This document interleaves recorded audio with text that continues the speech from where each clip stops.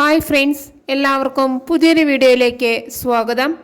പ്രഭാവതി അച്ചമ്മയോട് പറയും, അമ്മയാവാനുള്ള യോഗം അവൾക്കില്ലായിരിക്കും. എങ്ങനെ ഉണ്ടാകാനാണ്? അതിന് മുതിർന്നവരെ അനുസരിക്കാൻ പഠിക്കണം. ഭർത്താവിൻ്റെ അമ്മയെ അമ്മായിയമ്മയായിട്ടല്ല, സ്വന്തം അമ്മയായി തന്നെ കാണണം. അല്ലെങ്കിൽ ഇങ്ങനെയൊക്കെ അനുഭവിക്കേണ്ടി വരും എന്നും പറഞ്ഞ് പ്രഭാവതി അവിടുന്ന് പോവുകയാണ്.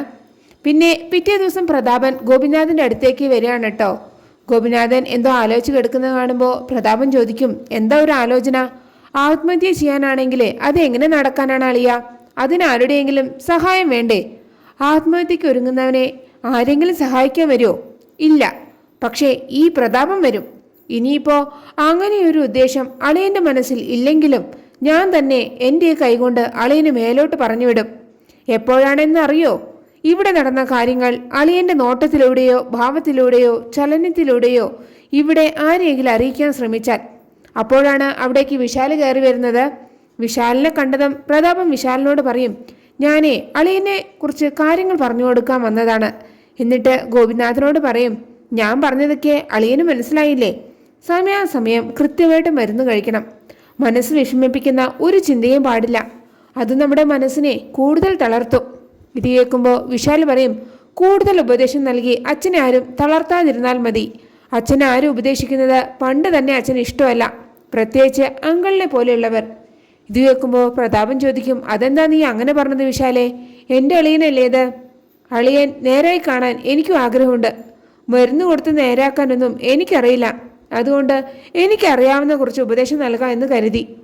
അപ്പോൾ വിശാൽ പറയും, അങ്കിളിന് ഒരു കരുതലുണ്ടെന്നൊക്കെ എനിക്കറിയാം. പക്ഷേ ആ കരുതൽ അച്ഛൻ്റെ കാര്യത്തിലല്ല എന്ന് മാത്രം.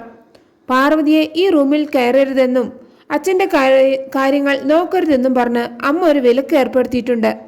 അമ്മ പറഞ്ഞതുപോലെ അച്ഛൻ്റെ മോനായ എനിക്കും ചിലത് പറയാനുണ്ട്. പക്ഷേ അത് വിലക്കല്ലാട്ടോ. അങ്ങളിപ്പോൾ അച്ഛന് കൊടുത്തതുപോലെ ഒരു ചെറിയ ഉപദേശം. രോഗാവസ്ഥയിൽ കിടക്കുന്ന ഒരാളുടെ മുന്നിലേക്ക് കഴിവതും അയാൾക്ക് ഇഷ്ടമില്ലാത്തവർ വരാതിരിക്കുന്നതല്ലേ അവർക്ക് ആശ്വാസം അങ്കിളെ? അപ്പോൾ പ്രതാപൻ ചോദിക്കും, അളിയൻ എന്നെ ഇഷ്ടമല്ല എന്നാണോ നീ ഈ പറയുന്നത്? അളിയൻ തളർന്നു വീണപ്പോഴേ ഡോക്ടറിനെ വിളിക്കാൻ ഞാനേ ഉണ്ടായിരുന്നുള്ളൂ. അതുകൊണ്ടിപ്പോൾ ജീവൻ നഷ്ടമായില്ല. ഞാൻ അളിയന് ഇഷ്ടമില്ലാത്തവനാകുന്നത് എങ്ങനെയാണ്? എനിക്കത് മനസ്സിലായില്ലല്ലോ. അപ്പോൾ വിശാൽ പറയും, എനിക്കെല്ലാം മനസ്സിലാകുന്നുണ്ട്. ഒരു ദിവസം എനിക്ക് മനസ്സിലായ കാര്യങ്ങളും അങ്കിളിന് മനസ്സിലാവാത്ത കാര്യങ്ങളും ഞാൻ മനസ്സിലാക്കി തരാം. ഇപ്പം അങ്കിളിന് പോകാം എന്നും പറഞ്ഞിട്ട് പ്രതാപനോട് പോവാൻ പറയാണ്. അപ്പോൾ പ്രതാപൻ അവിടെ നിന്ന് പോവുകയാണ് കേട്ടോ. അപ്പോൾ വിശാല് ഗോപിനാഥനോട് പറയും, അയാൾ പറയുന്നതൊന്നും അച്ഛൻ കാര്യമാക്കണ്ട. ഞാനുണ്ട് ഇവിടെ. ഒന്നും ഓർത്ത് അച്ഛൻ മനസ്സ് വേദനിപ്പിക്കരുത്. ഡോക്ടർ പറഞ്ഞത് കേട്ടില്ലേ? അച്ഛൻ ഉറങ്ങിക്കോ എന്നും പറഞ്ഞിട്ട് വിശാൽ അച്ഛൻ്റെ അടുത്ത് ഇരിക്കുകയാണ്. പിന്നെ കാണിക്കുന്നത് പ്രതാപൻ എന്തോ ആലോചന നിൽക്കുന്നതാണ് കേട്ടോ. അത് കണ്ടുകൊണ്ട് വരികയാണ് അവിടേക്ക് പ്രഭാവതി. അപ്പോൾ പ്രഭാവതി ചോദിക്കും, എന്തു പറ്റി പ്രതാപ? ഇഞ്ചി കടിച്ച കുരങ്ങനെ പോലെ ഉണ്ടല്ലോ. അപ്പോൾ പ്രതാപം പറയും, ഇതിൽ കൂടുതൽ ഇനി എന്ത് പറ്റാനാണ് ചേച്ചി? എല്ലാം മതിയാക്കി തിരിച്ചു പോയാലോ എന്നാണ് ഞാൻ ആലോചിക്കുന്നത്. അപ്പോൾ പ്രഭാവതി പറയും, നീ കാര്യം എന്താണെന്ന് പറ പ്രതാപ. അപ്പോൾ പ്രതാപൻ ചോദിക്കും, ചേച്ചി ഇപ്പോൾ അളിയൻ്റെ റൂമിലേക്ക് പോകാൻ വന്നതാണോ? അതെ, തലച്ചോറിൽ ഒരു ഞരമ്പിന് പൊട്ടലുണ്ടെന്നല്ലേ പറഞ്ഞത്? അത് ഒന്നുകൂടെ പൊട്ടിക്കാൻ വന്നതാണ് ഞാൻ. അപ്പോൾ പ്രതാപൻ പറയും, ചേച്ചി ഇപ്പോൾ അവിടേക്ക് പോകണ്ട. ഞാനിപ്പോൾ അവിടെ നിന്നാണ് വരുന്നത്. ചേച്ചിയുടെ ഉദ്ദേശം തന്നെയായിരുന്നു എനിക്കും. ഞാനതിന് തുടക്കം ഇട്ടതുമാണ്. അപ്പോഴാണ് വിശാൽ അവിടേക്ക് വന്നത്. പാർവതിക്ക് ചേച്ചി വിലക്ക് ഏൽപ്പിച്ചതുപോലെ അവൻ എനിക്കും വിലക്ക് കൽപ്പിച്ചു. അപ്പോൾ പ്രഭാവതി ചോദിക്കും, അവന് എന്തെങ്കിലും സംശയമുണ്ടോ? അപ്പോൾ പ്രതാപൻ പറയും, നമ്മൾക്ക് പരിചയമുള്ള ചേച്ചിയുടെ ചൊൽപ്പടിക്ക് നിൽക്കുന്ന വിശാലല്ല ഇപ്പോൾ നമ്മുടെ മുന്നിൽ നിൽക്കുന്ന വിശാൽ.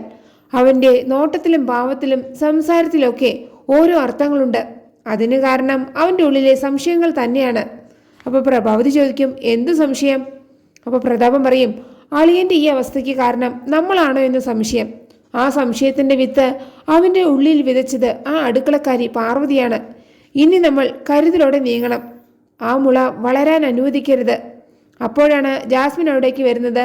എന്നിട്ട് പ്രഭാവതിയോട് പറയും, എനിക്ക് തനിച്ച് ആ ഔട്ട് ഹൗസിൽ ഇനിയും കഴിയാൻ പറ്റില്ല ആൻറ്റി. അപ്പോൾ പ്രഭാവതി ചോദിക്കും, അത് ഞാനിപ്പോൾ എന്താ ചെയ്യേണ്ടത് മോളെ? മുൻപായിരുന്നുവെങ്കിൽ നിന്നെ എവിടേക്ക് കൊണ്ടുവരാൻ ഞാൻ മാത്രം തീരുമാനിച്ചാൽ മതിയായിരുന്നു. പക്ഷേ ഇന്ന് അതല്ല സ്ഥിതി. എന്തായാലും ഞാനൊന്നും ആലോചിക്കട്ടെ. ഇതിന് അനുയോജ്യമായൊരു പരിഹാരം ഞാൻ ഉണ്ടാക്കാം എന്ന് പറഞ്ഞിട്ട് ജാസ്മിനെ അവിടെ നിന്ന് പറഞ്ഞു വിടാണ്. അതേസമയം ഗാർഗയുടെ കാര്യം ആലോചിച്ച് വിഷമിച്ചിരിക്കാൻ കേട്ടോ അച്ചമ്മ. അത് കണ്ടുകൊണ്ട് വരുന്ന പാർവതി ചോദിക്കും, എന്തോ കാര്യമായ ആലോചനയിലാണെന്ന് തോന്നുന്നുണ്ടല്ലോ അച്ചമ്മേ, എന്തു പറ്റി? അപ്പോൾ അച്ചമ്മ പറയും, വിനയ് ഗാർഗയെ വിവാഹം കഴിച്ച് ഇങ്ങോട്ട് കൊണ്ടുവന്നിട്ട് ഇപ്പോൾ 3 വർഷം കഴിഞ്ഞു. അന്നു മുതൽ ഇന്ന് വരെ അവർ ഒരുമിച്ചിരുന്ന് ഭക്ഷണം കഴിക്കുന്നതോ ഒരുമിച്ചൊരു യാത്ര പോകുന്നതോ ഞാൻ ഇന്നു വരെ കണ്ടിട്ടില്ല.